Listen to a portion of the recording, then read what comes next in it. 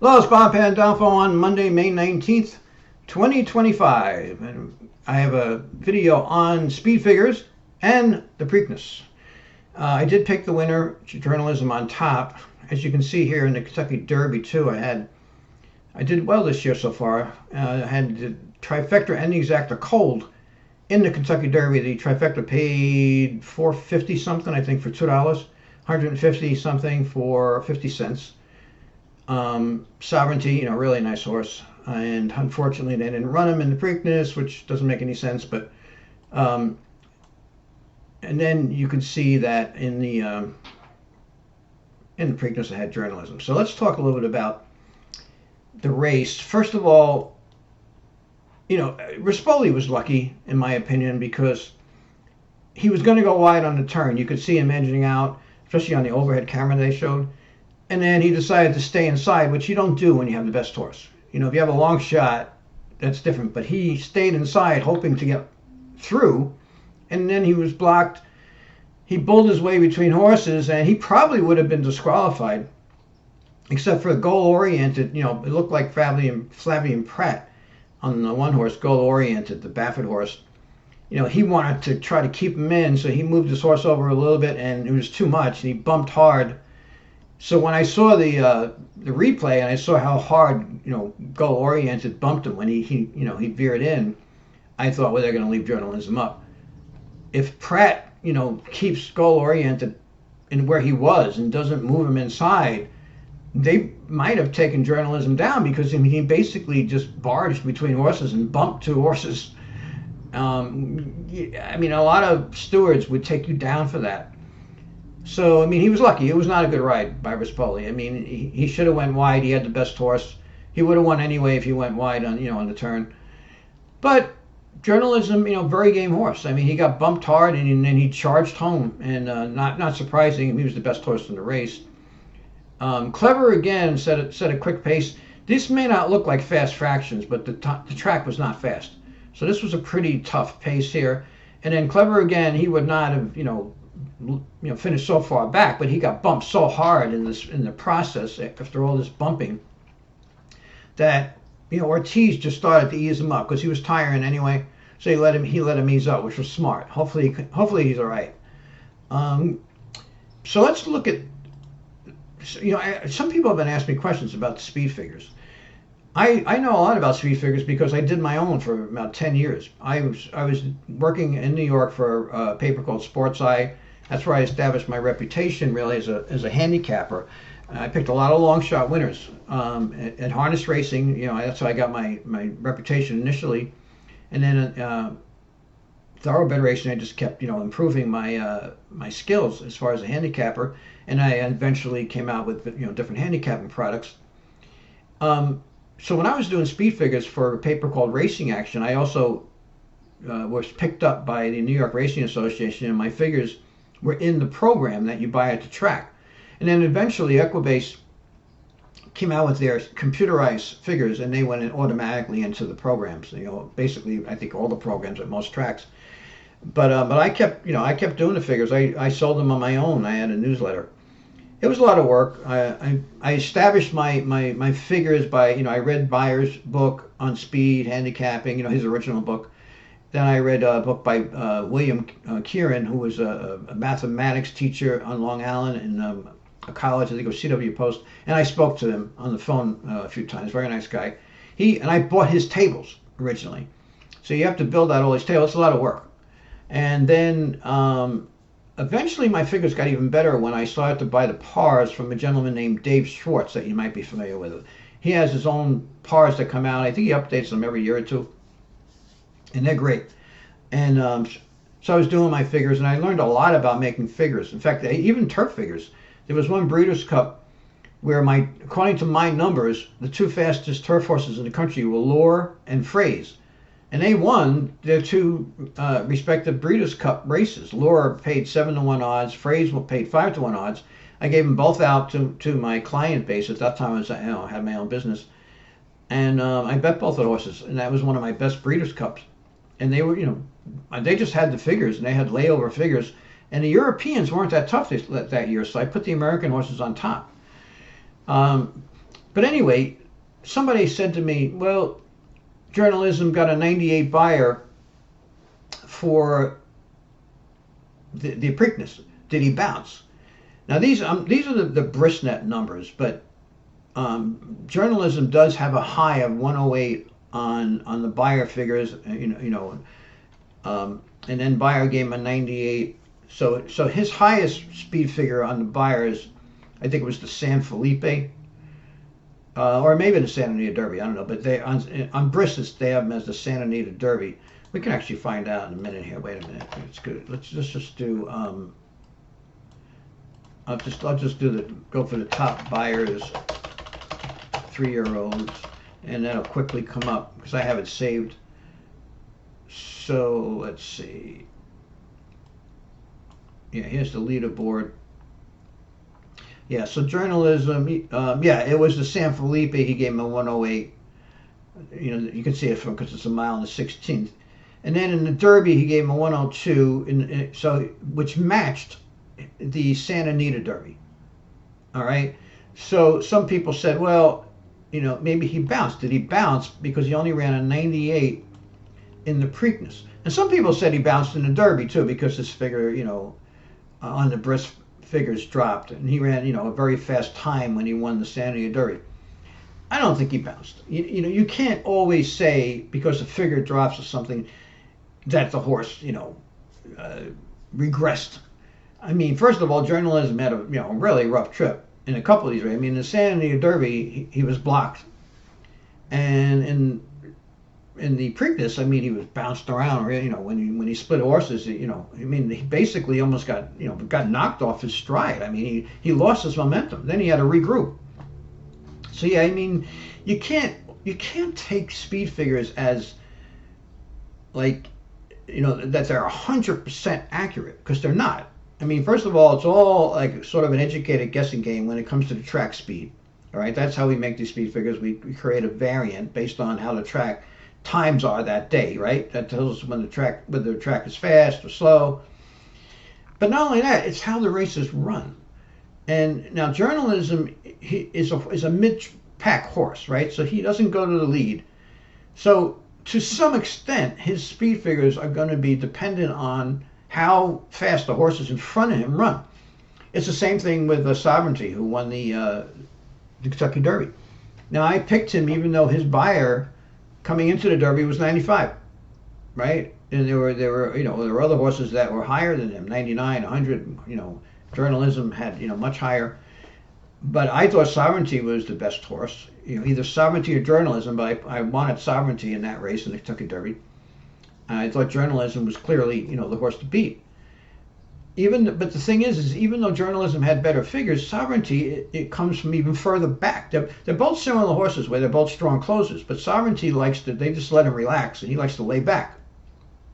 So again, his final time when he wins a race is going to be reflective of the horses in front of him, the pace that they set, right? Because he's just going to wait back, and then he's going to say, okay, I see you now. Comes into the stretch, and they say, let's go get him. And he comes up and he does what he has to do, and he gets up at the wire or near the wire. If the pace is fast, it's either one of these horses, Journalism or Sovereignty. If they get in a race with a blazing pace and they get a really clean trip, they're going to run a big speed figure. In Journalism, his figure dropped because the Kentucky Derby he didn't have a good trip. I mean, not the Kentucky Derby, the Preakness. He got bounced around. So, the speed figures are dependent on a lot of things. How fast the track is, the kind of trip the horse gets. I don't think Journalism has ever bounced. He runs the same race basically every time. I mean, he's a very athletic horse. He's a fast horse, and he's a classy horse where he knows what he's doing out there. I mean, he knows what he has to do when he comes into the stretch and he sees a horse in front of him. He knows I got to go get that horse. And Sovereignty is the exact same way. Sovereignty, when I saw him win the Fountain, the Fountain of Youth, at Gulfstream. I mean, the way he closed in that race, you could see that he just said, "Man, I got to step it up here," and he switched leads, and he just exploded at the wire, and he knew the wire's coming up. I need to really kick it in gear. These really, really outstanding horses, they know what they're doing. I mean, they know it's a race. They're not. It's not just instincts. They know I got to get in front of that horse. And of course, what's so good about journalism and sovereignty is that they can be rated. Journalism can get into mid-pack, which makes him really tough. That's why he wins so many of these races too, because he's always in good position, unless he gets into traffic, which he did in the Preakness, which was a bad ride by Rispoli. And in the Sandia Derby, it looked like the jockeys were trying to pin him in. Rispoli, I don't know if that was really his fault. It was only a 5-horse field, so he was sitting fifth. He wasn't far back, but they were trying to pin him in and box him in, but he managed to get out. And Sovereignty, now he relaxes further back, but still he's a smart horse, and he knows what he's doing out there. These are two very, very good horses. Hopefully they'll meet again. They should have met in this race, but by the way, this whole thing about you can't race a horse back in 2 weeks. First of all, the reason why Mott didn't race this horse is most likely because of the person who owns the horse. That it's Godolphin, the ruler of Dubai, owns the horse. That's Godolphin, and he's known for racing his horses very lightly and babying his horses. My guess is, he wants to make sure the horse is healthy. He's probably going to want to run him in the World Cup Next March 28, 2026. Is the World Cup, where which is run on his track in Dubai, Mayen. And I'm sure he wants to watch him run on his home track that he built. Not because of the money. It's like a $12 million purse. I don't think he even will collect the money for that race, because he puts up the money. It's his money. He puts up the whole thing. He's a billionaire. And then my guess is this is my guess, that he'll run him in that race if he keeps racing well. I'm talking about Sovereignty, and then he'll probably retire him, and he probably he really would like to have the horse be a sire. So he's known, he's just known for babying his horses. Now, Mott didn't say it was the Sheik's decision, but he's not going to say that. A few years ago when Rich Strike skipped the Preakness after he won the Derby, the trainer had said, well, we're going to run him in the Preakness.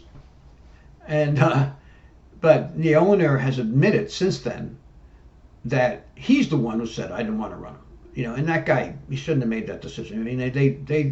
They really mishandled Rich Strike after he got lucky and won the Derby. They kept putting him in really bad spots. First of all, skipping the Preakness was stupid. He probably would have run well in that race. He was sharp. He was at the top of his game. Then they went into a tougher race, the Belmont, which was at that time was a mile and a half. This year it's not going to be a mile and a half, but usually it's a mile and a half. It's a very tough race to win. A lot of horses can't go a mile and a half. And Rich Strike wasn't that good of a horse in the first place. So they skipped the easier race, went into the tougher race, and then they kept putting him in over his head. He never won another race. So, but the percentage of horses, like going back since like 1973, I did some statistical analysis. It's about 38% of the horses that won the Kentucky Derby won the Preakness, and a lot of horses that didn't win the Kentucky Derby, that ran in the Kentucky Derby, won the Preakness. And another case this year, journalism. He finished second in the Derby. 2 weeks later, he wins the Preakness. There is no scientific evidence whatsoever that 3-year-olds in the prime of their life, they've only raced a handful of times, need more than 2 weeks rest, early in the season like this. It's, in fact, the statistics show that they run fantastic. So many horses that ran in the Derby have come back and won the Preakness. But the thing is, a lot of people in the sport nowadays like to baby the horses. And it's a shame when owners, now somebody like the Sheik, who is, the ruler of a country, it's a little different. He's, you're not going to tell him what to do. The guy that owned Rich Strike, he should have just let the trainer, who was a veteran trainer, he should have let him make the decision. The trainers, if I owned horses and I had a trainer like Bill Mott, I would be like, you'll make the decisions. And now Mott did say, he wanted to rest the horse, but I personally I think he's just saying that. He can't come out and say, the sheik wants to rest the horse. He's the trainer. He's going to take responsibility. But I can't imagine that a trainer like Bill Mott, who's been in the business so long, would skip an opportunity to become a Triple Crown winning trainer with a horse that is powerful as Sovereignty. But that's just my opinion. And it's unfortunate, but there's absolutely no question that Sovereignty could have run in this race and probably would have run well. I mean, he came out of the Derby great, and of course he trained him on Saturday too. I don't know if you know that, but yeah, he worked him out on Saturday. Said he had to give him some work. Well, you could have put him in this race, and it would have been a much better race. But yeah, when it comes to bounces, now do horses bounce? Yes. Sometimes they have a grueling race and they come back, within 2 weeks or something like that, or a week or two, they can bounce. But that's more likely with older horses. First of all, a lot of times when you hear people talking about bounces, it's a bunch of bull, because like some people say this horse bounced because his figure dropped. He did not bounce. He ran a slower figure because he got bounced around, and he just ran to the time of the Preakness. This horse is in the prime of his life. He's super sharp. And you could see before the race, I was watching him, just warm up and everything, and you could see he was full of energy. I was talking to my wife about it. We both looked at him, and even my wife, who's not an expert, said that he looks fantastic. And you could see. I mean, he was not tired. And they said everything about journalism after the Derby. They said he's eating well, he's training well, got a lot of energy. We're going to run him in the Preakness. Why not? And this whole thing where horses need rest or something, that's a lot of bull. An older horse, maybe 3-year-old horse. This horse only raced. This is his 7th race, and Sovereignty has only raced 6 times. These horses are not. They're bred to race. They're not bred to stay in the barn and stand in a wooden case. And this is the time when you want to race them. You want to race them as much as you can when they're 3-year-olds and 4-year-olds. Then you retire them, and then they take it easy, right? You don't want to be resting them at this point in their life. It's crazy, and it's bad for the sport when they do that. And everybody, a lot of people like myself who write about, and cover horse racing have the same opinion on this. We think these horses should race. It's and as far as this thing about changing the Triple Crown, having, no, a lot of horses, like I said, a lot of horses that run the Derby come back and run huge in the Preakness. There's no reason to change it. There's nothing wrong with it. I mean, these people don't want to run their horses. Hey, look, there's nothing we can do about that. If you want to win a Triple Crown, this is how you do it. You win the Kentucky Derby, you come back 2 weeks later, you win the Preakness, and 3 weeks later, you win the Belmont Stakes. That's the way it is. If if your horse is good enough to do that, or if you don't think he's good enough, so I guess you don't run. I'll have more on speed figures in other videos, because speed figures are, a good handicapping tool, but you have to take them with a grain of salt sometimes too. I mean, they're supposed to give you a general look of the speed of a horse, but you can't just say, well, geez, this horse ran 4 points, lower last time, so now he's no good anymore, or he's tired now or anything. If when a horse bounces, if he gets a really, really clean, beautiful trip, and his number drops a lot, it can certainly be a bounce. But horses like this, a lot of times with these younger horses, when people talk about bounces, they're just wrong, because these horses, like a horse like this that's so talented, he hasn't bounced yet. I mean, he's never run a bad race, and I doubt he's going to run a bad race in the Belmont. He'll have 3 weeks off. I'm not saying he's going to win the Belmont, but he'll probably run his race, because he's an very athletic, very fit young horse. But anyway, thanks for watching my video. I'd appreciate if you subscribe. That's very important to me. And like I said, I'll have more videos on speed figures. There's other things I can talk about speed figures that can help people understand the best way to use figures to handicap. So thanks for watching.